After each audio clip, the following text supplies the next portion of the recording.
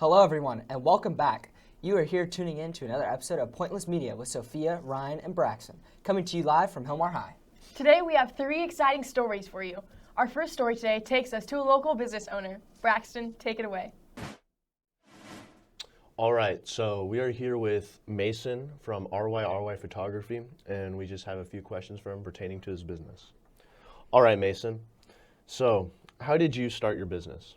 Well, originally I was working in IT at a local company in the area, and I really liked it, but I also was doing some photography on the side, and eventually it was able to pick up, and I just do that full time now. Right now I do mostly weddings and family portraits, but I hope to switch it up a little bit soon. All right, so what are your business goals? One of my main goals is to probably get one of my photos in National Geographic, so that's why I'm going to change it up a little bit. I'll probably go out. I really like landscape and city photography, street photography, so I hope to get one of those photos into National Geographic eventually.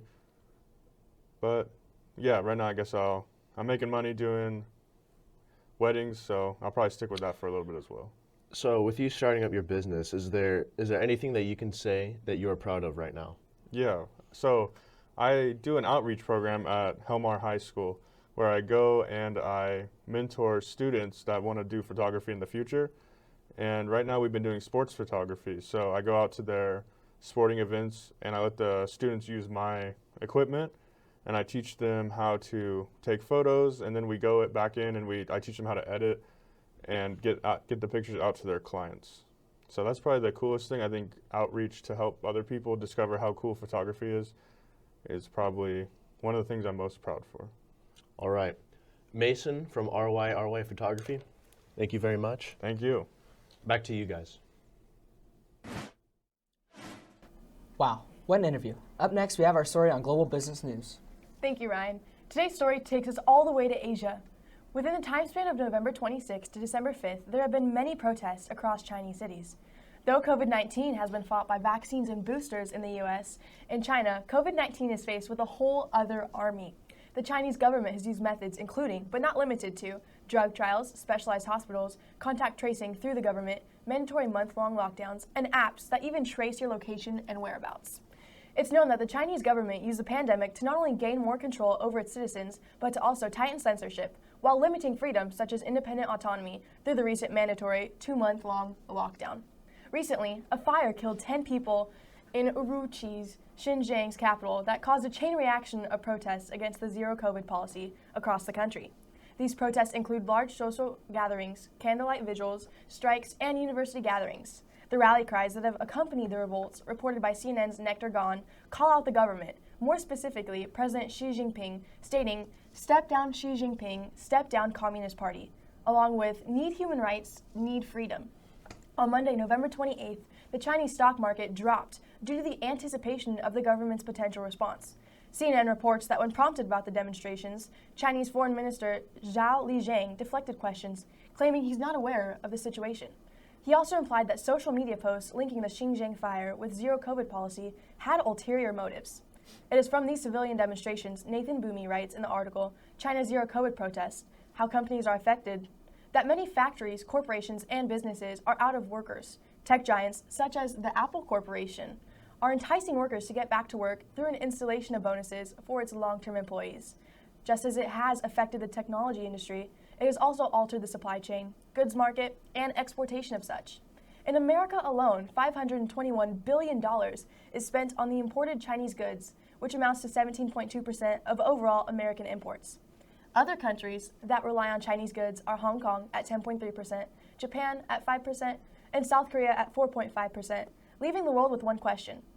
How long can other countries last without China's vital exportations?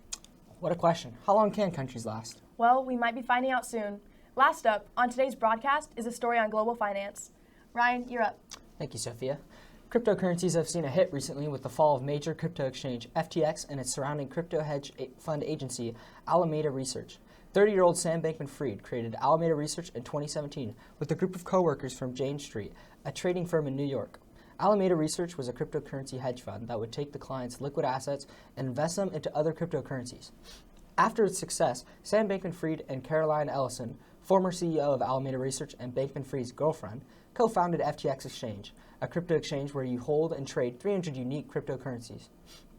Timothy Smith, a financial advisor with over 20 years of experience at prominent investment banks, wrote in an article for Investopedia that FTX was the leading centralized cryptocurrency exchange, with it being the third largest cryptocurrency exchange in the world by July of 2021.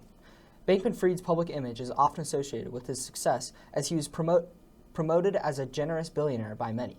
This, along with Bankman-Fried's public appearance in non-designer clothing and an average Toyota car, made him seem relatable and brought more people to use FTX Exchange.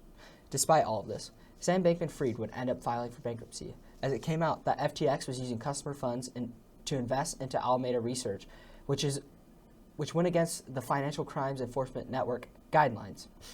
The collapse of FTX and Alameda Research would cause the fall of over 100 affiliated cryptos, and the crypto market would drop significantly. FTX offered its own coin, FTT, which could be bought through the use of any cryptocurrency. When the news broke of FTX's mismanagement of funds, wealthy investors sold all of their FTT coin and the price plummeted. Other major cryptos like Bitcoin and Ethereum would drop in value as well.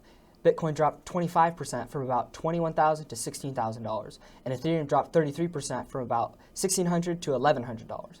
The vice president of crypto exchange Luna reported to CNBC that the crypto market is in a wait-and-watch mode, in case of any other major cryptos crashing as a result of FTX's fall.